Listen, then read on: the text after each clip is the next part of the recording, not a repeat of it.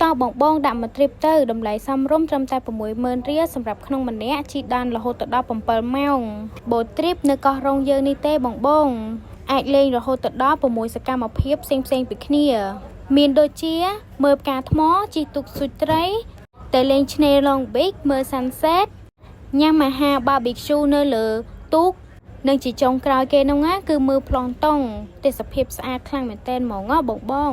ចាជំរាបសួរបងទាំងអស់គ្នាខ្ញុំបានឃើញ comment របស់បងម្នាក់គាត់បាន comment នៅលើវីដេអូរបស់បងស្រីហើយមានបងម្នាក់ទៀតគាត់បាន mention ឈ្មោះខ្ញុំចូលទៅក្នុងនោះដូច្នេះខ្ញុំនឹង detail ជូនបងទាំងអស់គ្នាណាសម្រាប់នៅលើទូកនេះផ្ទាល់គឺយើងមាននុយមានសន្ទូចសម្រាប់ត្រៀមឲ្យជូនបងស្រាប់តែម្ដងណានឹងមានម៉ាស់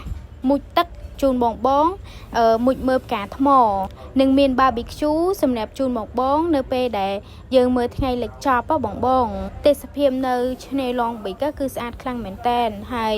ថ្ងៃរៀបលិចវិញគឺធំមែនតើហើយស្អាតខ្លាំងតែម្ដងណាសម្រាប់ទូក boat trip នេះផងដែរគឺយើងចេញជារៀងរាល់ថ្ងៃណាដែលយើងមានភ្ញៀវច្រើនយើងនឹងចេញជាទូក2ជាន់ថ្ងៃណាមានភ្ញៀវល្មមគឺយើងចេញជាទូក1ជាន់ណាទៅលេងទីតាំងដូចគ្នានិងសកម្មភាពដូចគ្នាសម្រាប់បងអង្គុយចាំទូកយើងមានរាសរងនៅក្បែរផែនោះស្រាប់